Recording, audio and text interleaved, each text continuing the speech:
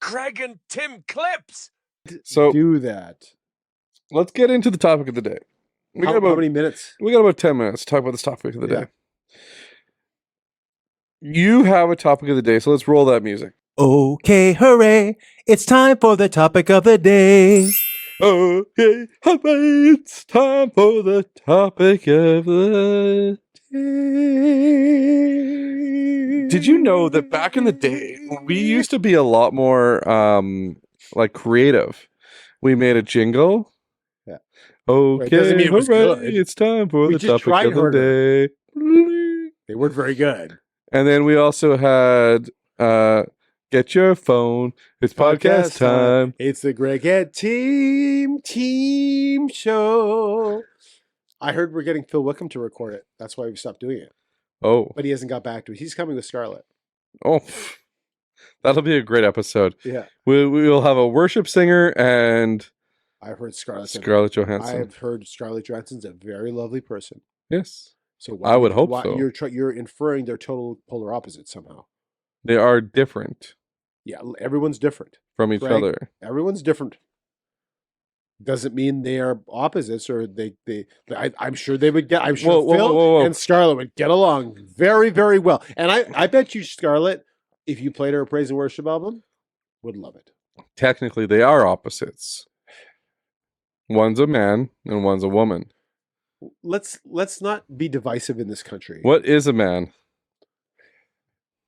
Well, Greg, What's your with an definition of a X man? chromosome and a Y chromosome. I have no idea what I'm talking about. Can we just end this sentence that I'm saying now? So your topic of the day, we Immediately. already played the music and now we're just wasting time. Your topic of the day is... So I wanted to talk about the myth of balance. Not balance in a balancing beam physically, but the balance of life. Everything what we've heard is we have to be balanced. Like work-life balance? Work balanced with spousal balance, with kids, with family life, with our recreation life, in our health, our eating, our time with friends. So what you're saying... It's got to be balanced. This is what we're being told. A balanced life is a happy life. And I heard a couple of speakers. Your best breakfast is a balanced breakfast. Yeah, I've heard a couple of speakers say that a balanced life is a myth. That it is, if you balance everything perfectly, you are left with every aspect of your life being mediocre, okay, or just good. That people throughout history that have done amazing things, whether Live the most unbalanced whether life. it be through sports, the arts, politics, live an unbalanced life, that they take one aspect of it and they put so much time and so much effort into it, they change the world. Do you believe this? I'm putting forth that question. I'm asking. No, let me ask the question. Let me finalize the question so we are sure of it. Is it better to be good or okay, or if you want to call it mediocre, at balancing all these plates in the air so that they're at a level 6 or 7 out of 10? Or is it better to have one area that they are this up here, but something else might suffer? And is it possible, if you are great in an area, does that mean something else? And if you take a look at certain people in history, it's their family life. If it's a famous, we get the question. If it's a famous, how many famous actors have you known that have been so great, but they've had 6 wives? Yes, most of Hollywood is, has. So we get the question: can you balance and still be great? Yep. What's your answer? I don't know.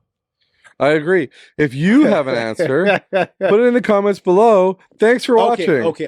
Come on, give me your opinion, dude. You're just a wishy-washy today. I think cancel yourself. Let's hear it. I think, and most times when I bring along a subject, I'm bringing it along to create the question. I'm not necessarily wanting to answer the question so that I take one side or the other.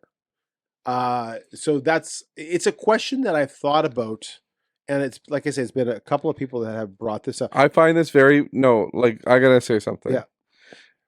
You love to ask the questions. Yes, I do love to ask the questions. And then you love the topics, and Yeah. you'll ask me the question, and you'll ask me to answer this question. Yeah. And then you'll be like, and I'd like to pose a question to our audience.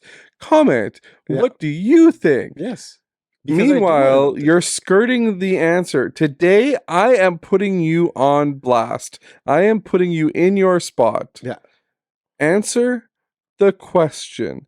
Can you live a balanced life and achieve greatness? So the question is, can I think of an example of someone who's done amazing things? So I'm not asking. no, because if I give you, I'm going to give you an example of someone. Let's say, Okay, so if you think that Tim is avoiding the question, put that in the comments below. Okay, because honestly, you are politically. I think it is. Yes, question. I think it is possible. Okay, you think it's possible to be great and have balance. Why do some people seem to fail at it and other people? So I'm in my brain, someone who was great in an area with putting so much effort into something is someone like, I'd say, Billy Graham. Right? He changed the world, but still managed to have a wife, from my understanding, had a great marriage, whose kids, no one's perfect as far as their parenting, but whose kids had a good relationship with him as well. Yeah. But still met with heads of state, put so much time into their pastoralship that he changed a lot of things in history. Yeah. Based on what he was able to do. So you believe it's possible? I do believe it's possible, but I think it's like, what the Bible says one time is it's harder for a rich man to enter the kingdom of God than something like a needle through the eye of a camel or something like that. Maybe I'm butchering the phrase. It's difficult. It's difficult. The point is, it is difficult because as soon as you have one thing you spend so much time on, something has to suffer. I remember there was one speaker who said that the problem with a balanced life is if you get everything perfectly balanced, you freeze there. Okay. But I think sometimes one thing is more important and then another thing is more important. But the people, again, that do such great things do it for a sustained amount of time. Michael Jordan was great. LeBron James is great. Sidney Crosby is great because how many hours a day from when they're, and your kid plays sports too. How many hours a day does Sidney Crosby, since he was 4 years old, shoot a hockey puck? Right? Is he married, Crosby? I don't know. Okay. He's my favorite hockey player of all time, or one of them. But you don't know anything about his personal life. I don't think, you know what, I shouldn't, I'm misspeaking here, but I think it's an imbalance, right? For Sidney Crosby to put all that time and effort into becoming that great. Are you bored with what I'm saying? Sorry. Wow. To put all that time and effort into it, you don't think that his family life, if he did have a family, and I don't know if he does or not, they would suffer. And some people understand that and don't get married. Yeah. Right. But I think it's hard. Yep. It's hard, right? So I think it's possible. I gave you an example of someone who did, but I think it is difficult. So I think the problem is everybody has a different definition of greatness. And honestly, greatness is something that is achieved by having good friends, good family, good relationships, a good job, house, something over your head, food in the fridge. That is greatness to me. You picture greatness as being over the top greatness. Yes. And a lot of that isn't great.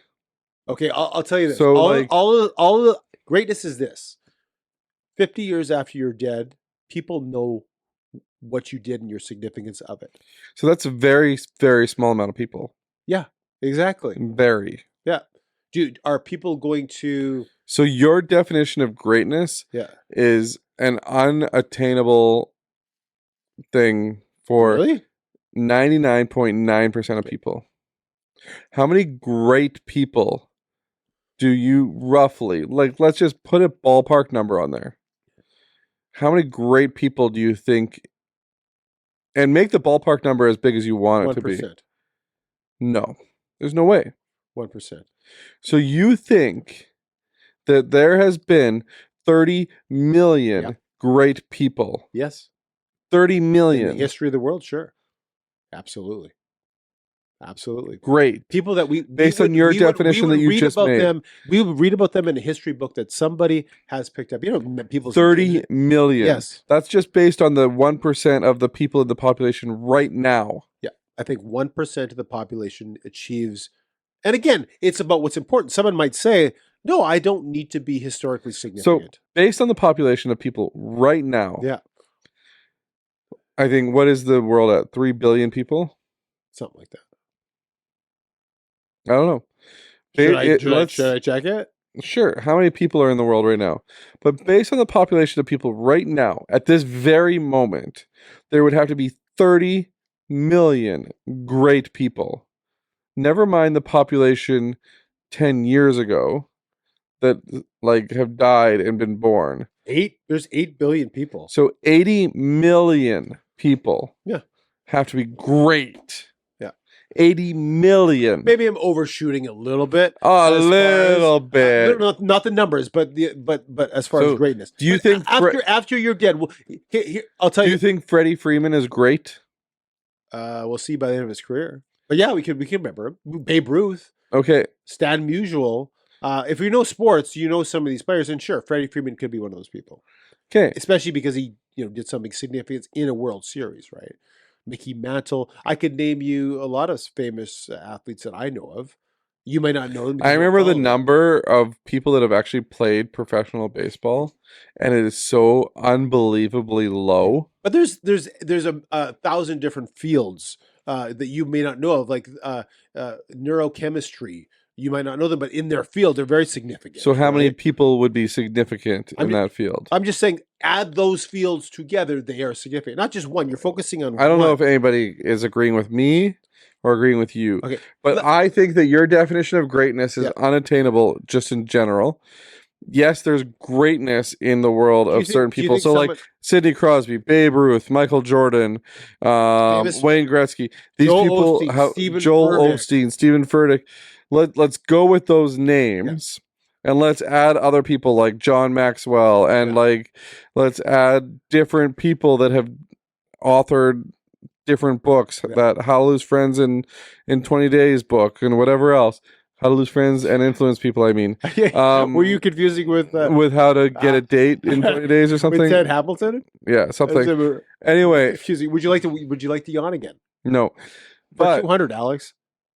But I'm saying, okay, those people are all great. Yeah. Because they literally dedicated their life to their craft. Yeah.